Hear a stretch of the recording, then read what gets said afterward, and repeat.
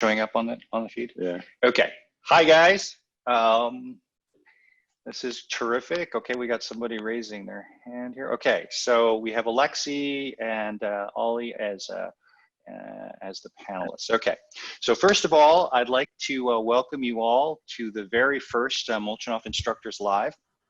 And you know, in keeping with our goal to have the best education system in the world, with the best instructors, with the best skills, we wanted to start this broadcast on a once every 2 week basis, and so we'll post our schedule, the schedule for this live cast, as well as what we're going to be talking about, and that schedule is going to be going up in the next couple of days. But I wanted to just like, why are we doing this? I want to let you guys know. And first of all, we want to make sure that all of our instructors are up to date with everything new in the system. We want everybody teaching from the same page, which is really critical. Secondly, we want to have an opportunity to hear feedback and concerns from our instructor community, and wanted to give you guys a good channel for that. And so that's the second big reason. And the third main reason is to raise the level of knowledge and skill of our instructor communities. So what you're going to be seeing in the future is not just this kind of, today is a little bit more administrative as our kind of our very first webinar, but going forward, we're going to be looking to provide you guys with skill upgrades. Essentially, we'll have individuals who are going to be going through the latest and greatest on equalization techniques, or how to teach particular skills, or you know, what is the best approach to deal with certain situations. And so so please stay tuned for those types of things, and that will be kind of explained in the schedule when we put up the schedule. So just a couple of quick updates before we get started. And then I'm going to turn it over to Ollie, who is going to be going through some of the additional system things. And then we'll go to a Q&A at the end of the session. And the panelists that you can direct the questions to is myself, Ollie, and then Alexey, and hopefully Adam will be joining us as well. So a first couple of updates for you guys. One is, and Ollie's can talk to me a little bit more about this, but we've just released V2 of our Wave 1 and Wave 2 manuals, and those are available to you. And I wanted to let you know that the online course materials are coming, and they should be available as well within the next couple of months. We've already done the tests as well, and those are both the online tests as well as in the folder for the offline ones as well. Wave 3 and Wave 4 releases, to let you know, we're targeting end of year, and so those will be coming out as well. And then one request from my standpoint is if you can please update your mobile app when you get a chance. You won't be able to receive the mobile notifications unless you have the latest version of the mobile app, so please update the mobile app. And yeah, so with that, we're going to go to the first topic that we're going to be discussing, which is the dashboard. So for anybody who has tried to register a new course or new student knows, for the last couple of weeks, we have started a new system for that, which we call dashboard, and it's in beta. And by that we mean, like, we're still tweaking things. You're going to see a lot of changes coming down on the dashboard, but it's now active. And so if you go to the instructor materials menu on the community site and you go into dashboard, that is where you're going to be registering students and creating new courses. What I wanted to do is just do a quick demonstration of that. So for those of you who haven't tried it, you can see it, and then this isn't intended to be comprehensive of all of the functionality. It'll be a very quick demonstration of that one. So I'm going to share my deck. So I'm going to be sharing the dashboard here. So hopefully you guys are all seeing that. Does that look right Ollie? That look correct? Okay. That looks great. Okay, so hopefully you're seeing the dashboard interface. This is what you're going to see when you go to the dashboard. And if you haven't set up your password on dashboard, then what you're going to do is you're going to go to the forgot link and go in there and just basically your email should already be in the system. So you're just going to send yourself a forgot notification and you can set your password. So after you sign in, this is what you're going to see.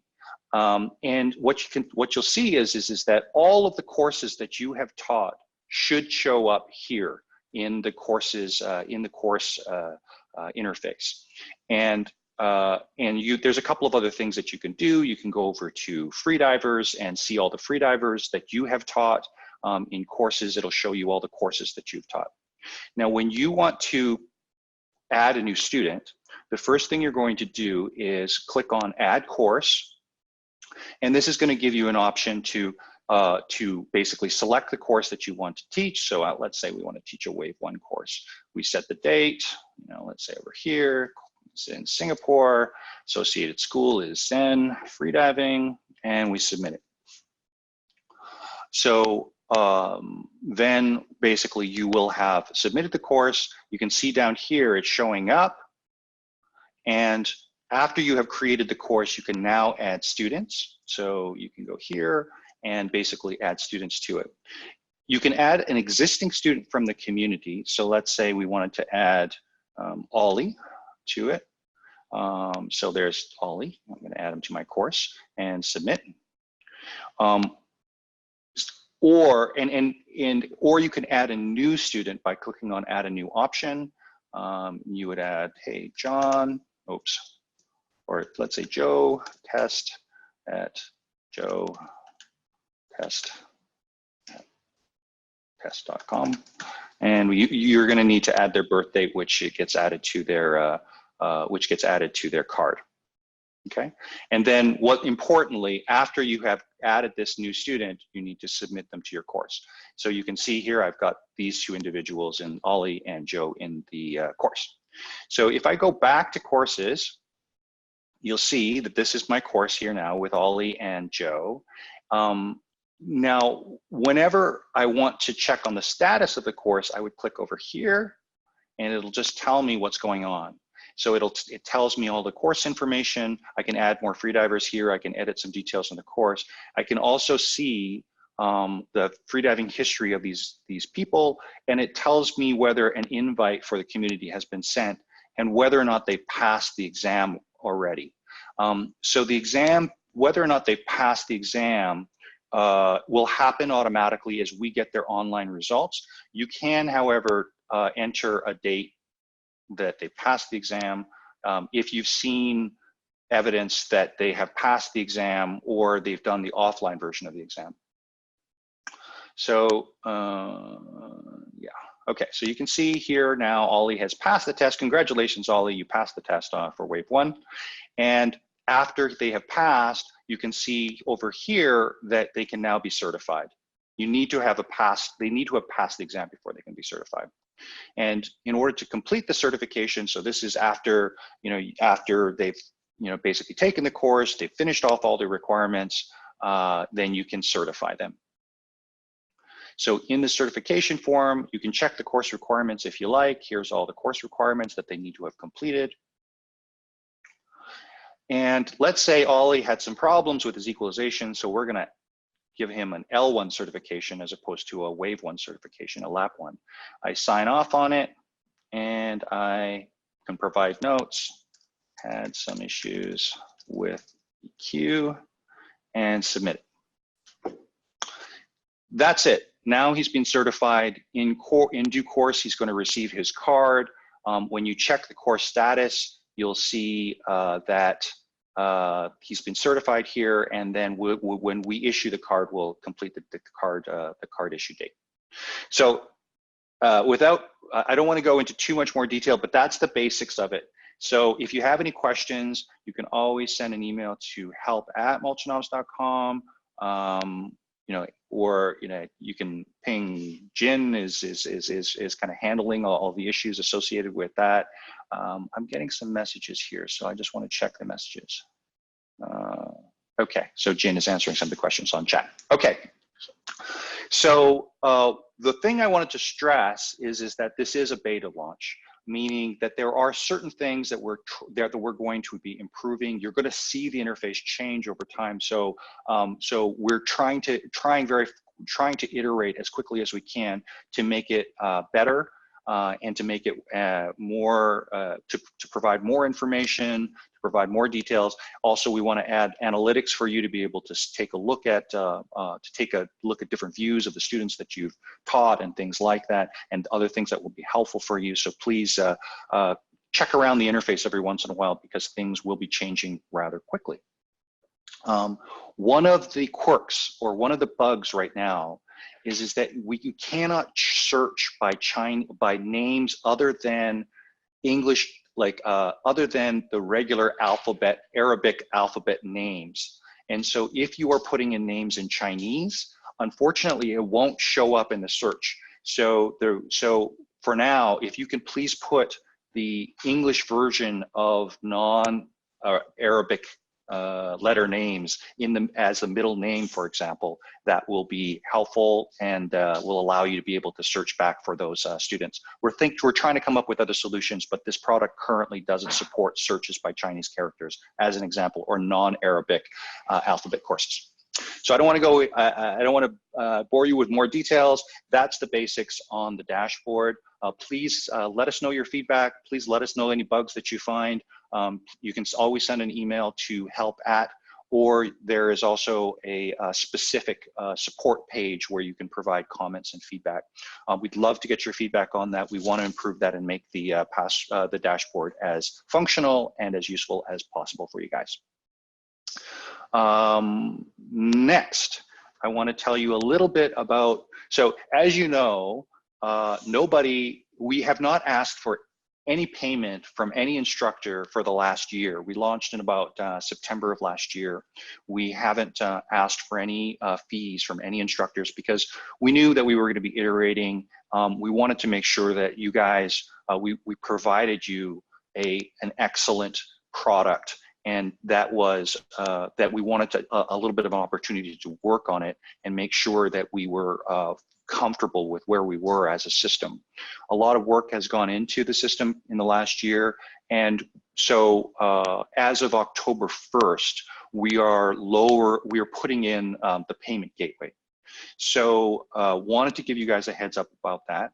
As of October 1st, when you sign in, it's going to prompt you for a few things. One is it's going to ask you to upload certain information, your insurance details, your first aid details, as well your CPR details, and we're going to start charging for the education system. The charges are going to be very much along the lines of what we were discussing last year, which is that we'll have 3 tiers of charges that, or 3 tiers of membership. One is the first and the lowest one is the individual instructor level. This is going to cost 100 euros per year, and then each certification is going to cost 25 euros.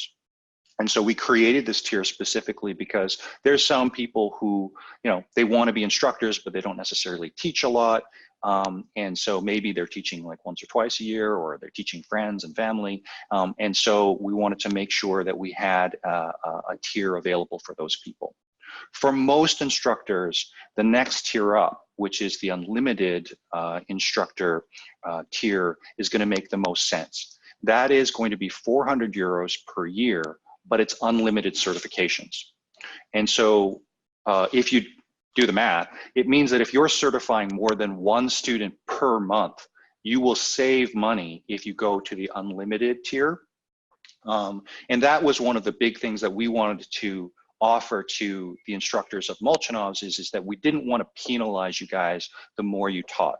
We wanted to have a base level which would allow us to cover the cost of the system, but also allow you guys to teach as much as you wanted and to build the freediving community under Molchanovs.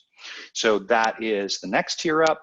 And the final tier is the dive center tier. And this is for 800 euros, you can cover 3 instructors who are teaching in your dive center. So one of the things that we wanted to just emphasize on that is that we do intend that to be a physical dive center space. And so, and these individuals need to be teaching out of the same location. So it's for 3 instructors, it would be 800 euros, and then each additional instructor would be another 200 euros. So that's the basics of it. Please do let us know if you have any questions or concerns or comments about the pricing, the structure, and how it works. And that's going to all be coming down as of October 1st. And yeah, so those are the 2 main things that I wanted to let you guys know.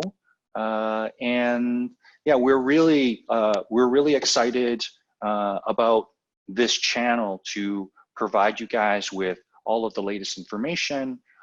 But more importantly, like I think as we get deeper into the content, like to really offer you guys a place to, kind of for all of us to just become better instructors, to make sure that Molchanovs instructors are the most up-to-date, the most kind of current in our education techniques and knowledge. And really looking forward to being on that journey with you guys. And thank you for tuning in today. So now I'm going to turn it over to Ollie to talk a little bit about some system changes. But please, as always, we're available to hear your guys' feedback. And so please do let us know what you guys think. If you have particular topics in mind that you'd like us to cover, please let us know. And thanks for your attention. Please stay tuned. All right, thank you very much, Chris. So I hope now the video has switched back over to me. I'm just assuming that for now. So what I want to go over with all you guys, with all instructors and instructor trainers that are attending here now, is just a bit of a review.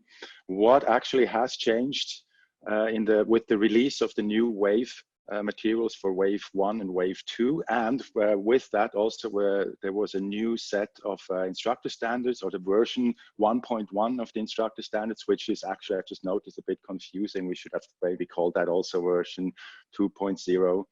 So important is that you always work with the latest materials. And I will share now my screen where I should see my Safari.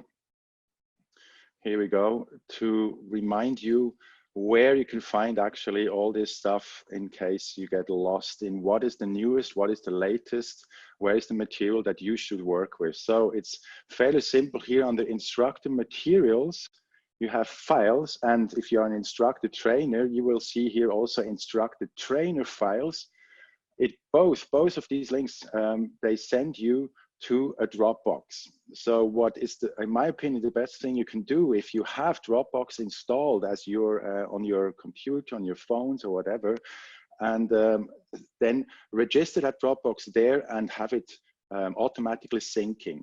So whenever anything new is getting released, you will have it on your device available right away. So what you see here now are the new exams, which is basically just a pen and paper form of the online exams. They should be exactly the same. They are the wave forms, which haven't changed. So that's the course completion forms. Well, let's go into it quickly. The liability release, the course completion forms, that's all there. Let's go back one step. The manuals, all there. And where I want to go with you is now into the instructor standards. It's a bit weird that it all cuts off here for me. So here are the current instructor standards version 1.1. Below that, you see a file which is always coming with a new release of instructor standards. And there we highlight every single change in yellow, what has changed in the new release of standards. So it's not that you have to read the whole new standard file that you get, and then figure out by yourself, like, okay, so what has changed? Because this has a direct impact on what and how you teach. So this is an important file that I hope you have seen already. So please have a look at that. We will go into that a second later. Okay, we're back here. Now we're gonna go into the, oh, I'm in the wrong screen. Give me a second that I'm back. Okay. For the manuals, I'm gonna switch back to my video now. So you can have a look now at the manuals if you have them ready. If not, I'm gonna talk you through two main changes in the wave 1 and wave 2 teaching, and one big reminder at the end of it. So one big change is blow, tap, talk doesn't exist anymore. We switched from blow, tap, talk to simply blow, talk. The reason for that is Alexey has reminded us that they actually have some information, some quite good, well, they figured out that actually the tapping, or for some it's slapping, and for some it's just a finger tap, it does not only have apparently no real effect, but it can actually have a detrimental effect. So after digging a little deeper into that, we decided we stick to blow talk, and it might sound a little unsexy, just having blow talk. So they might be in a newer version of the manuals, we will then switch to clear blow talk. Clear means all facial equipment, which we do anyway, which is a absolutely essential part of a rescue procedure. Blow on the regions below the eyes and talk to the victim, name and breathe. So for now, blow talk. Don't forget that the removal of facial equipment is the absolute essential first step in that rescue procedure. So please change that. It will be awkward. I know that. We at Freedive Flow, we changed now the teachings already 2 months ago, and every single time I personally teach that, or one of my instructors, they teach more often, of course. They have now already made the transition. They fall back into the old trapping, go into tap. Oh no, no tapping. So don't worry, it's gonna come over a while. Then the second change that is quite a big one: surface intervals on all levels. I hope you have seen it already. We have replaced all the old rules now with 2 rules basically. One is maximum depth times dive time. So maximum depth means the pressure in bar, and we round that up to the next full number. So let's say a dive was 12 meters, we round that up to 20 meters, which is 3 bars. A dive to 28 meters, we round that up to 30 meters, which is a dive to 4 bars. And we multiply that with the dive time. So a dive to, oh, we can actually play a little game here. Let me see if I can launch that. Is that visible, this poll? Okay, thanks for the feedback. So you can give us your answer there. I'm gonna switch you in for a moment. Chris, you seem to want to say something, or? No, okay. Okay, there's answers coming in. The calculators are coming out all over the world now.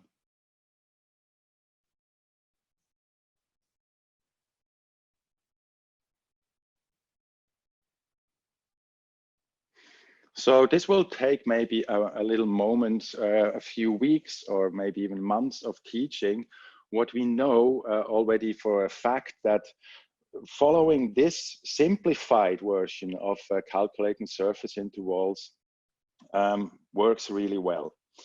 The whole idea behind that, to give you a bit of a background, is actually there's one factor missing in this formula that we use now, but it's getting so simply too complicated without having computers to calculate that for us. What we also should consider is the ascent speed of the diver. So the complete formula is actually dive time times depth in bar times maximum or average ascent speed. That is the complete formula. But you can imagine if you don't have a dive computer that does calculate that for you, you're going to be lost forever. And we really hope that this is a thing that we can work towards in the next, well, few years, hopefully not too many, that we get a more safer, more like integrated calculation of the surface interval. So the winner gets clearly pointed out. It's 375 seconds or 6 minutes 15 after such a dive. So free immersion 32 meters, that will be rounded up to 40 meters. So that's 5 bars times 75 seconds. So we have 375 seconds, which is a 6 minute 15 surface interval. Wherever, whatever old, good question, who is the winner of the prize? Who gets the golden surface interval? I cannot see who was first actually to give the correct answer. So, but we have, it's not bad. We have 82% correct answers, and all others got tricked by using an older version of calculating surface intervals. So have a good look at that. And I just see someone is asking me, why is blow talk unsexy? That was not my opinion, but anyway, good. So we're going to end this poll for now, and you get a second chance. I share the results, why not? You can see all the correct answers were number 1, 83% when we closed. Okay, that's already a very nice result. Thank you very much for that. Good. Second chance. Let's go to this one here. Simplified. There we go. So this is a special case. This is not, obviously, this is not within a course. No one is allowed to dive 64 meters during a course. So this is obviously a training dive, constant weight by fins. By the way, there you see the correct spelling or the correct way how we address constant weight by fins in a competitive freediving. So CWTB, 64 meters with a dive time for 135 seconds, which is a really nice dive time for such a dive. And you are all correct. What I see so far. Oops, there's a few ones trickling in that are not exactly spot on. So I'm cutting this one a little shorter because here it's sort of a trick question, this one here. Share the results with you guys. It was sort of a bit of a trick question. The second rule, and it would be any dive to 60 meters or deeper, the safe recommendation is do only one dive within 24 hours. Okay, I'm gonna stop sharing this one. And that was it for the little quiz about surface intervals. So this is also sometimes a thing that we get questions about. What does it exactly mean, one dive? Then can I do buddy dives afterwards? Can I go fun free diving? No, you shouldn't. That's the answer. Not even acting as a buddy and do a 10-meter dive, because as you know, the pressure changes are the greatest at the closer to the surface you dive. So the safe thing is you do your warm-ups, if you do any at all, or you do a no warm-up dive to 60+ meters, and then you call it a day. So you can literally go back on the boat or swim back to shore and dive, or do not dive under the surface for 24 hours. So that's the meaning of this second rule. So we're going to switch the topic to the last one. What is a reminder? You might have noticed, we never explicitly said it, but you might have noticed one term disappeared from Molchanovs teaching, and it's the term breathe up. Why did we do that? Breathe up is suggesting that there is a certain thing we can do with our breath to prepare ourselves for a breath hold or for a deeper dive. What you have also seen and learned in your instructor course and crossovers is we focus on something completely different, not on the breath, we focus on relaxation technique. We teach in the beginner level courses body scan, as it is very easy to teach and easy to learn and adapt for students. Then you have on higher levels, you have, for example, attention deconcentration, which we bring in the Wave 3 course. And in between, you can actually use any form of relaxation technique which does not involve any breathing cues. So the goal is to actually focus the students away from breathing onto physical and mental relaxation. So hence we call this the preparation phase before a breath hold. We call relaxation phase, or what I just said, preparation phase. So relaxation phase is what we use in the manuals and in the exams. So if you can, and that's again, I know that's the same thing like switching from blow tap talk now to blow talk. It's gonna take a while getting rid of the term breathe up and use relaxation phase, or if you prefer, preparation phase, preparation time. The idea is there are maybe certain breathing patterns or so that are beneficial for top level freedivers, where you can go from being a 5 ranked on a world championship to become a medal winner. If there is a difference that you can achieve by changing something in how you breathe before a dive, be my guest. And that's definitely something we look into the competitive side of freediving. So Wave 4 courses, there we certainly talk about breath manipulation in that sense. For recreational freediving, so for all the other levels, stick to the relaxation phase and teach body scan to start with. So that was it for the manuals. Now we're going to switch over to the Instructor Standards. So that's this file which I showed you just before with a lot of yellow marked changes. There I would also like to point just a few out which are maybe the most important ones or significant changes. And if you have them ready in front of you, even the better. I would like to ask you guys to, if you haven't read through the new Instructor Standards or the What's New file, that's the name of the file with the yellow markings, please do that so you're up to date. So I would like to start with chapter 2.3, the ratios. And I add to that also presence. So you need to strictly stick to the maximum ratios. There's no way around it. And you must be present in every session. So there's only one exception from that. So if you have a Wave 3 certified assistant that holds a liability insurance, that assistant can also do pool sessions to repeat and train things which you have already taught.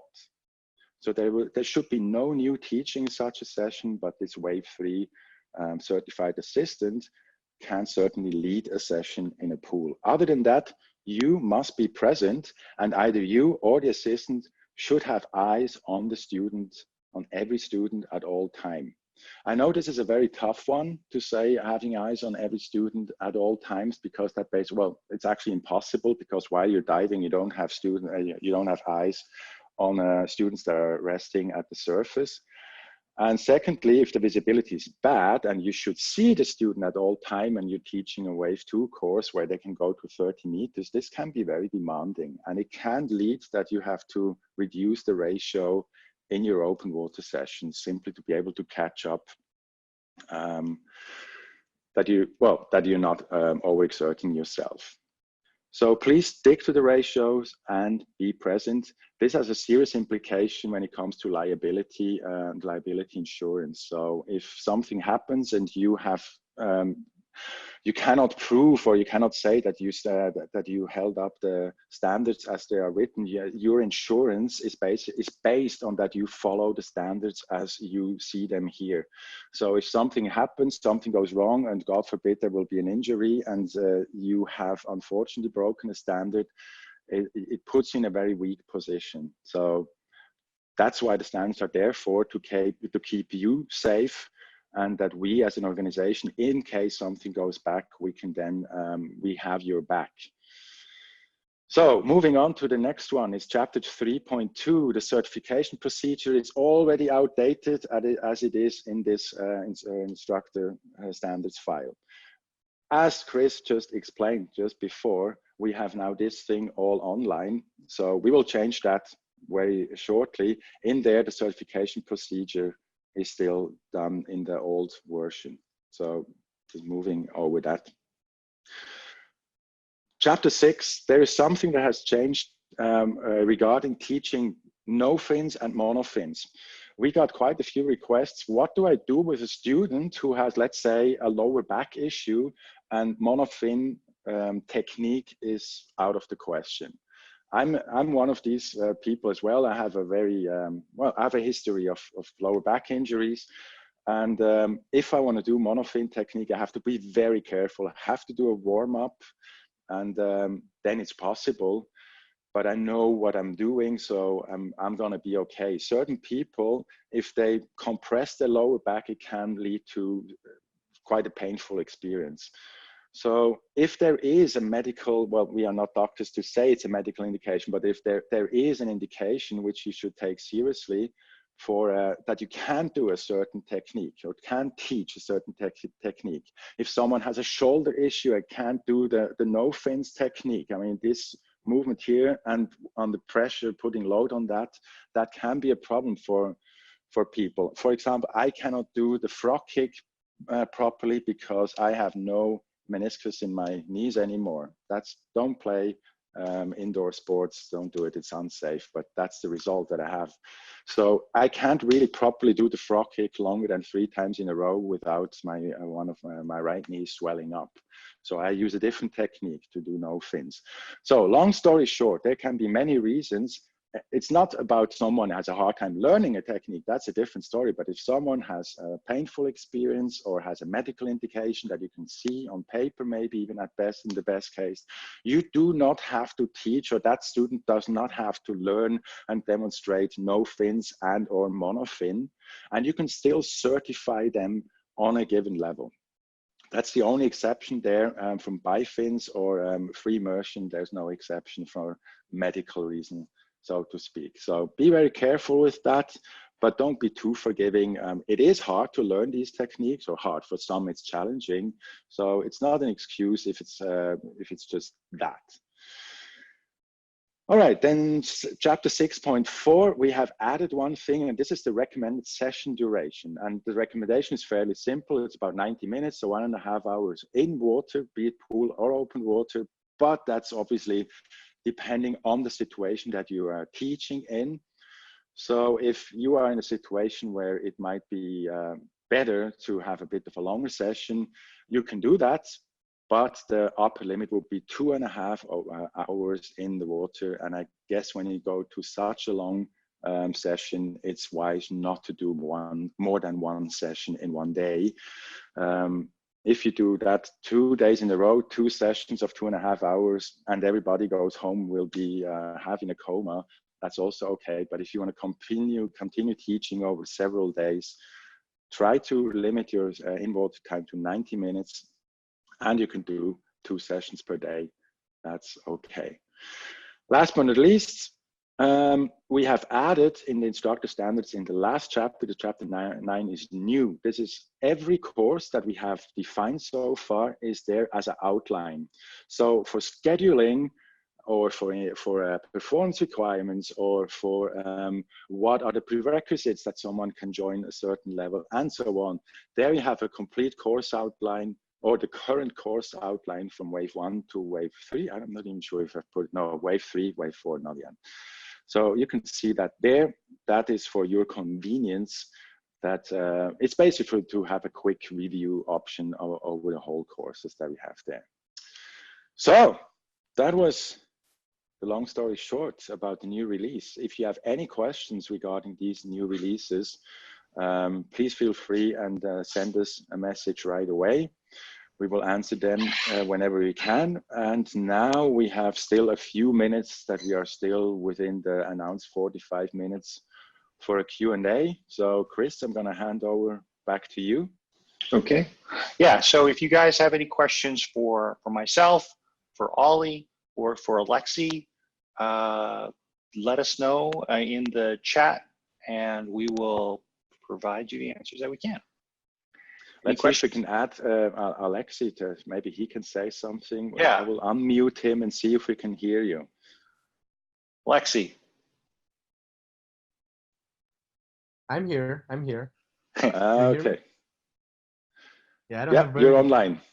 I'm in France in this official hotel for the World Championship, so it's like really like so. But yeah, it's really great to see this start of their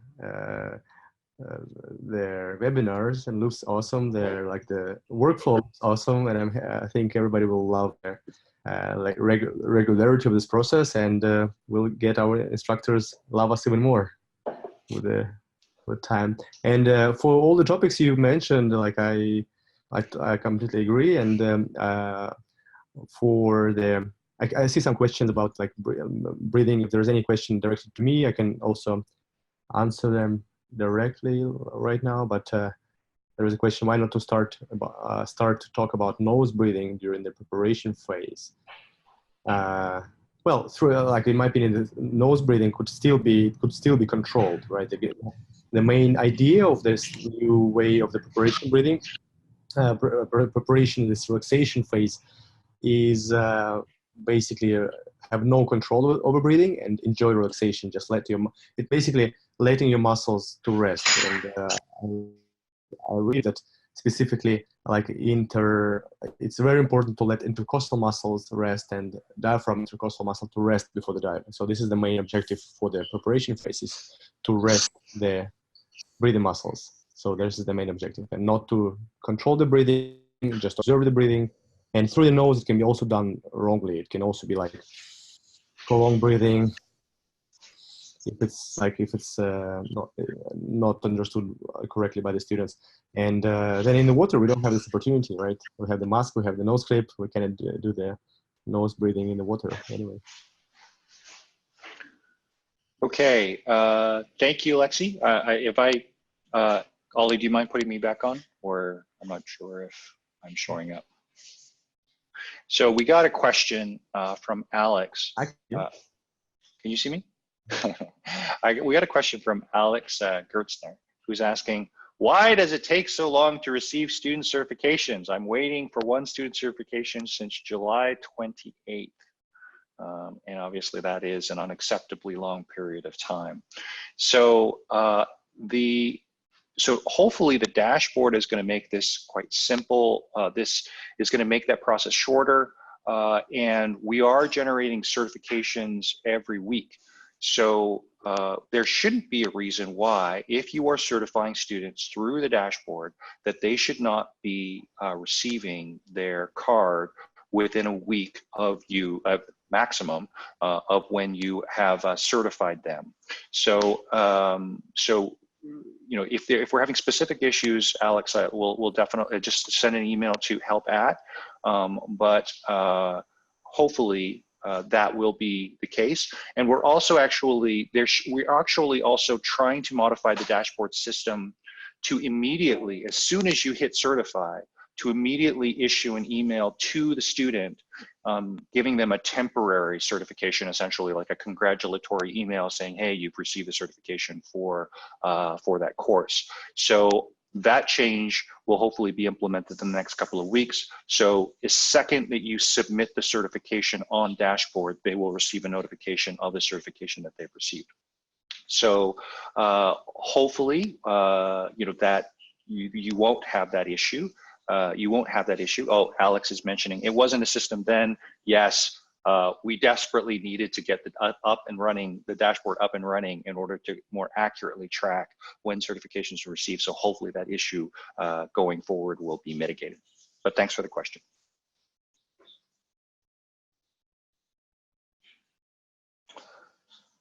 Okay, is there any other questions that you guys have? If not, I think we can wrap up this particular session of Molchanovs Instructors Live. thank you so much for the 27 attendees who participated for the whole time. Thank you to the panelists, and please do look for our schedule of regular webinars, which are going to be happening every 2 weeks. Oh, it says Wayne Yu Yan is asking, when will the Chinese version be ready? Okay, that is actually a really excellent question on language. And so we are formulating kind of a strategy on how to handle languages and handle them efficiently. So Wayne, so Wan Yu, if you can please be patient on that, we'll circulate some information on that. We are in the immediate term getting Russian ready, because that's kind of and we have plans to have a Chinese version, both traditional and simplified. But we want to make sure that we're rolling it out in a very controlled way, that we can provide support for those languages when they do roll out. So that isn't going to be happening within the next few months. So we will be talking a little bit more about language releases. We may have a more staggered release where we just release the manual and we don't worry so much about other components of the system. But I would expect that we'll talk about the plan anyways within the next few weeks. So thank you for the question. And yeah, it sounds like that. Oh, Arabic, the question of Arabic. Okay. It's interesting. We received a request for Arabic on version 1 of the system a long time ago. We're trying to look at languages strategically and figure out where, which languages are going to have the largest, the largest impact as far as spread of the system. So if you guys have strong feelings about that, if you feel like Arabic, for example, is a language which will be very helpful for us as a system as a whole, please do let us know. We don't have any immediate plans to tackle Arabic. The languages that are currently kind of top of mind are Chinese, and we're also considering Korean and Spanish. So Arabic hasn't made the shortlist as of yet, but if you do have strong feelings about that, please do let us know. Oh. So Alex is saying, I'm not asking for Hebrew. There's not so many Jewish freedivers. Really? Okay, that's good to know.